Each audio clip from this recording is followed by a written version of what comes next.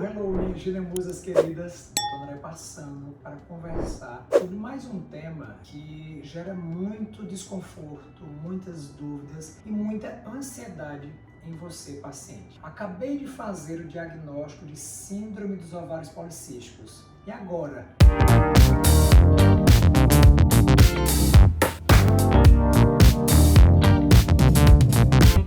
Quer dizer que eu não vou mais engravidar? Quer dizer que eu vou virar obesa? Quer dizer que se eu engravidar eu vou abortar? Calma, calma, calma. A outra pergunta é: doutor André, eu fiz um ultrassom e foi visto cistos nos meus ovários. Eu tenho síndrome dos ovários policísticos? Vem cá, aguarda até o final desse vídeo que você vai entender como é que é feito o diagnóstico da síndrome dos ovários policísticos. Existe uma série de critérios para que a gente possa realmente confirmar que uma paciente tem SOP. Quais são esses critérios? Os principais, na verdade o principal utilizado atualmente, são os critérios de Rotterdam. E dos critérios de Rotterdam, você precisa ter 2 dos 3 critérios que eu vou te falar agora e ainda precisa excluir uma série de doenças que apresentam os mesmos sinais e os mesmos sintomas da SOP e não é SOP. Então vamos lá. Primeiro critério: alterações do ciclo menstrual. O primeiro critério de Rotterdam é a presença de oligo ou amenorreia. O que é que quer dizer isso? Aquela paciente que menstrua com longos intervalos entre uma menstruação e outra, então ciclos maiores do que 45 dias de forma repetida, e também a ausência de menstruação por intervalos maiores do que 90 dias, ou seja, oligo no primeiro caso e anovulação e amenorreia no segundo caso. Esse é um dos primeiros critérios. O segundo critério: a presença de manifestações clínicas ou laboratoriais do hiperandrogenismo. Traduza para mim, doutor André. Manifestações clínicas de excesso de hormônios androgênicos.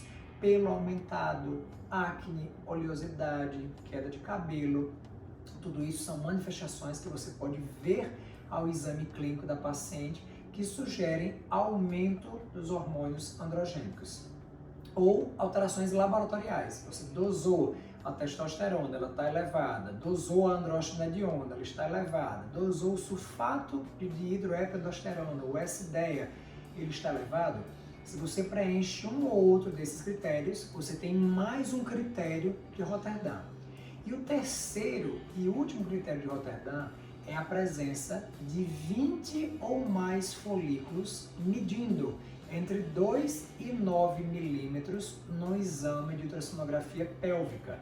Então não é todo cisto do ovário que configura um critério de Rotterdam para a síndrome dos ovários policísticos.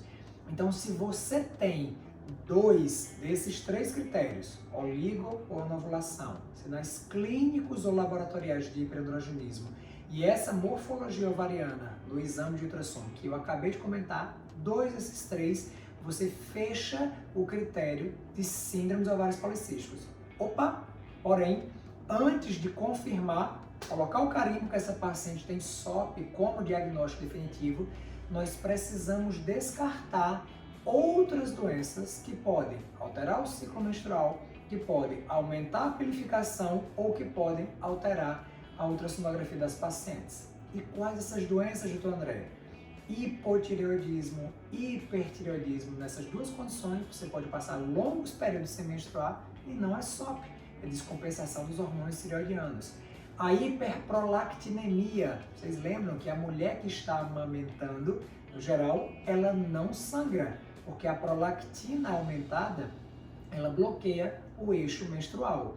Então a paciente pode ter um tumor hipofisário produtor de prolactina e isso não é SOP e faz com que a mulher não menstrue. Então a gente precisa descartar.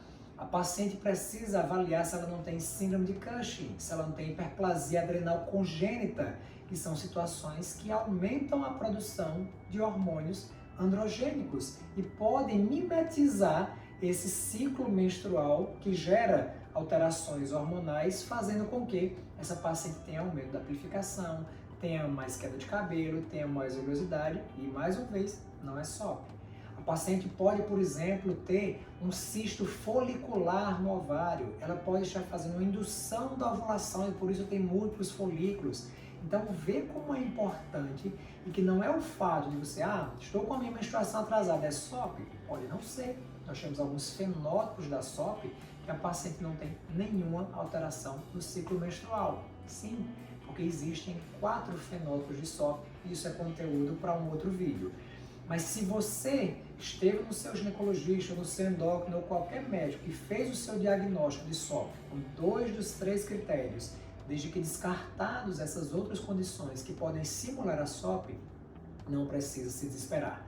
A vida não acabou, você pode sim conseguir manejar a sua SOP e ter um estilo de vida que favoreça. Então, alimente-se bem, procure alimentos que tenham um baixo índice glicêmico, pratique atividade física de forma regular. E aí depende, se você é a paciente que tem SOP magra, a gente precisa de treinos de hipertrofia para que você ganhe músculo. Se você é uma paciente com SOP obesa, a gente precisa de treinos aeróbicos para que você perca gordura. Então, essa individualização do tratamento, ela precisa ser feita para cada paciente com SOP. Mas não vamos nos desesperar. Se você fez o seu diagnóstico, acompanhe com o profissional que fez o seu diagnóstico, busque uma equipe multidisciplinar e, claro, acompanhe as dicas aqui do nosso canal do YouTube. Se você não está inscrito, clica aqui embaixo e se inscreve nesse canal, compartilhe com as suas amigas e não deixe de nos acompanhar lá no nosso canal, no nosso Instagram, @dr.andrevinicius. Lá e aqui vocês vão ter uma série de informações que podem te ajudar a entender mais sobre a sua doença. Um beijo enorme do Dr. e a gente se vê no próximo vídeo. Tchau, tchau.